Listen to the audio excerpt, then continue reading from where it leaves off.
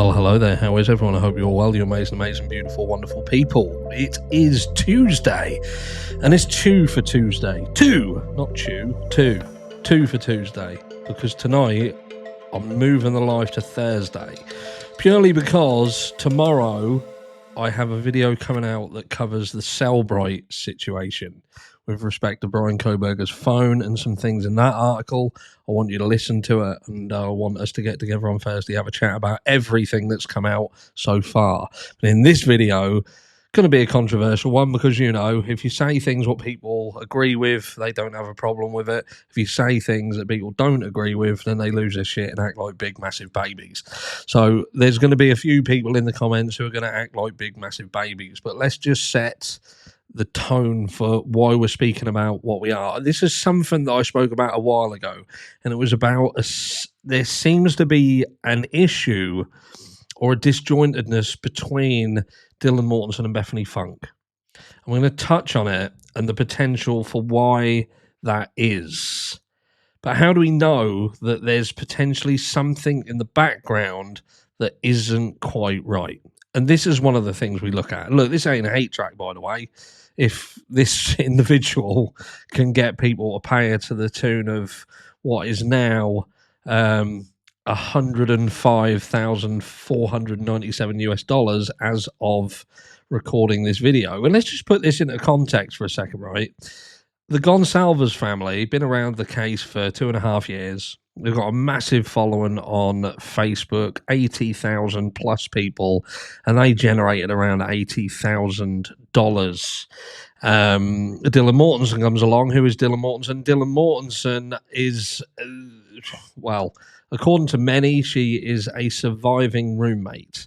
Some other people say that she is suffering from PTSD. We're going to dig into that in a second. But if you listen to Bill Thompson, the lead prosecutor, where he would say that Brian Koberger very likely just picked this house at random at the last minute. There is literally no connection, which completely goes against what Cellbrite are now claiming, but that's for tomorrow's video. But you could argue that anybody in the vicinity of that house is in no different situation than Dylan Mortensen. The only thing that separates them is the amount of walls between them. And if we look at this picture for a second, what you will note on this picture is there is the tattoo. The tattoo, what Dylan Mortensen had in the aftermath of the murders. And there she is. There she is. She's looking happy. She's looking very happy. She's out in a park somewhere.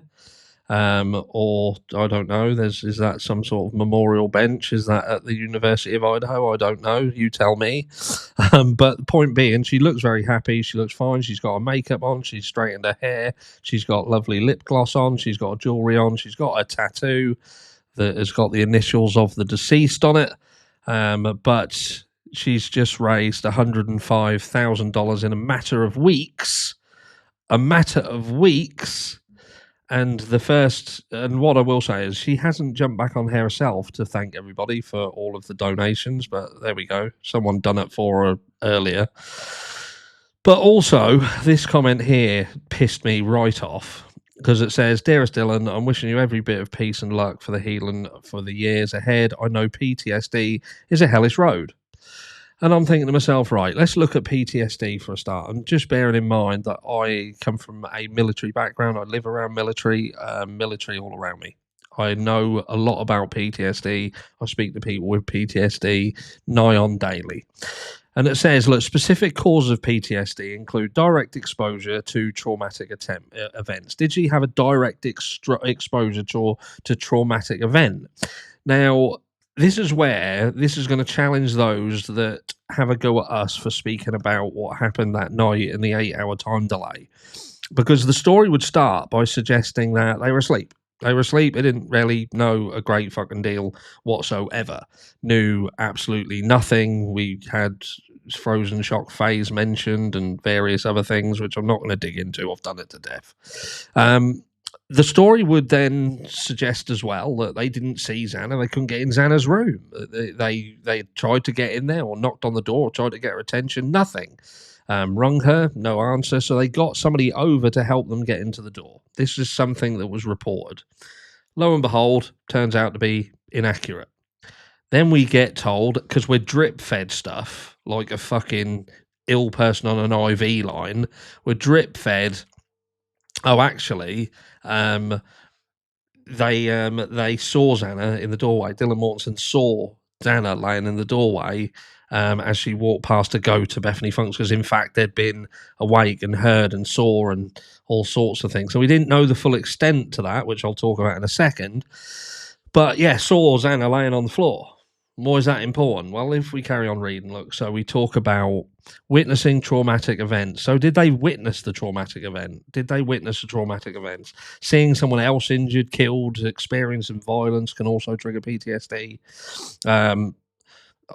Again, I'm not saying that she doesn't have PTSD. What I'm saying is, if she's got PTSD, then is that an indication of what she actually did see and hear? And if she did see and hear certain things, it furthermore questions the delay in calling for help.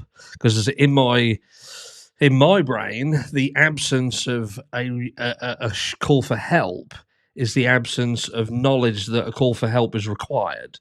And if you don't feel that there is a need for help, then yeah, fair enough, you didn't. But then we hear some audio that's recently come out that would seem to suggest that they absolutely did hear screaming and a dog going off its fucking box for a certain period of time. That would lead me to believe that if we could hear it like we did from a camera that wasn't even in the fucking house, what did it sound like inside that house? So if they've got PTSD, it could be very much because the shit that they saw and heard, but it still doesn't answer the question why law enforcement wasn't called. But it goes on, because it says witnessing traumatic events like this, and it says, if we carry on down here, other traumatic experience. This can include being kidnapped, held hostage, experiencing a life-threatening medical diagnosis, or being involved in a traumatic childbirth experience. Indirect exposure. For some individuals, experiencing repeated exposure to distress and events through their work, such as in the emergency services or armed forces, can lead to PTSD. Recurring long-term traumatic events like ongoing childhood abuse or domestic violence can lead to complex PTSD, which has a distinct set of symptoms. But there was something that I read here which was about kind of the indirect exposure. There is more to that. It's like if you are aware of something, like if you was aware that your friend was being hurt, like if you factor that PTSD into the realities of what happened that night. But then I think to myself, well, if you're really good friends with the individual Xana Canodal, for instance, then if you factor in she didn't call 911, so the only thing that makes that make sense is that you don't think that a 911 call is warranted.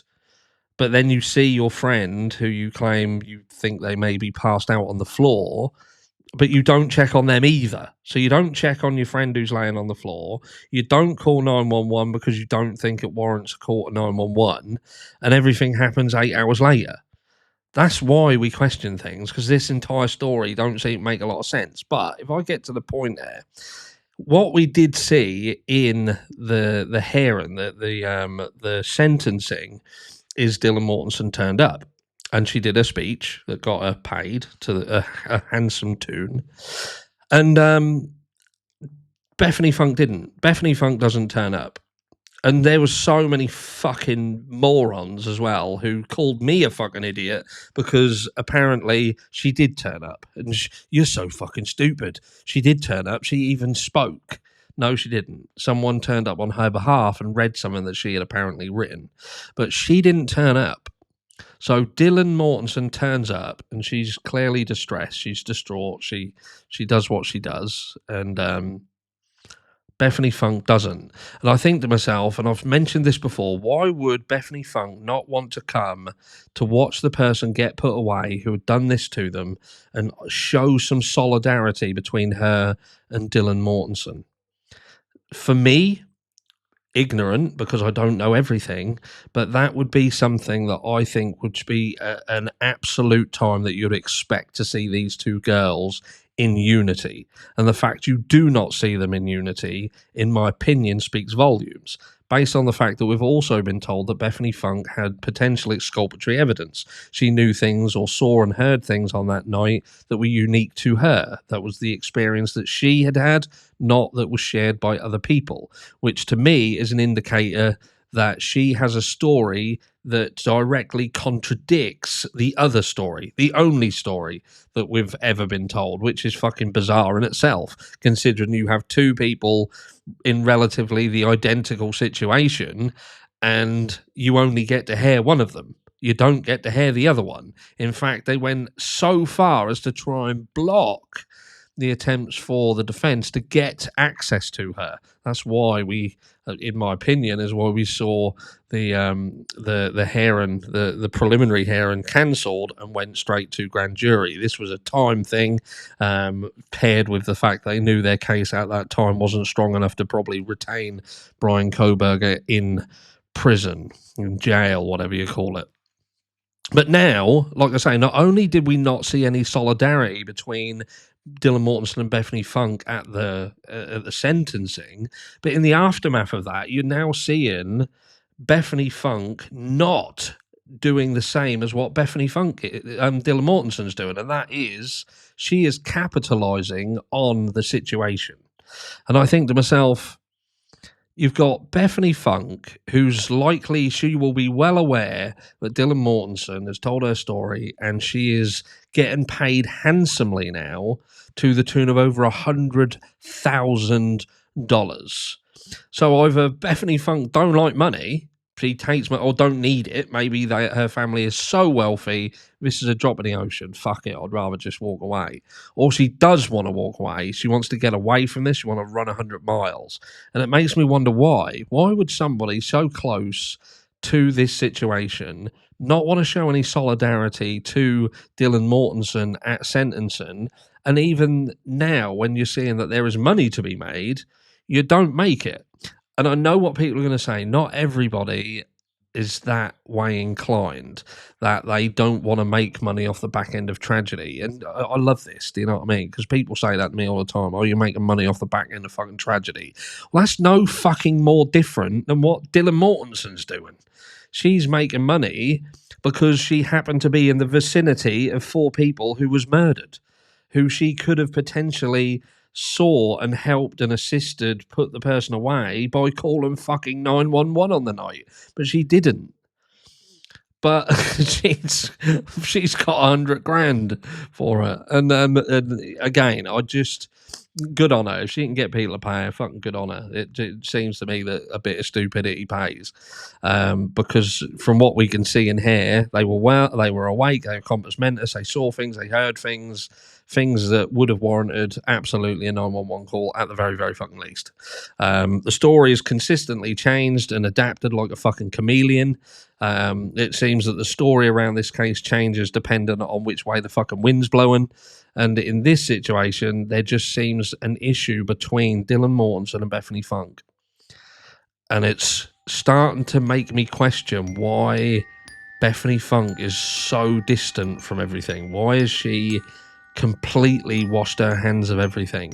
And again, it could be very, very simply explained, and that is that she just wants to forget about it. She wants to forget about it, walk away, and have nothing more to do with it.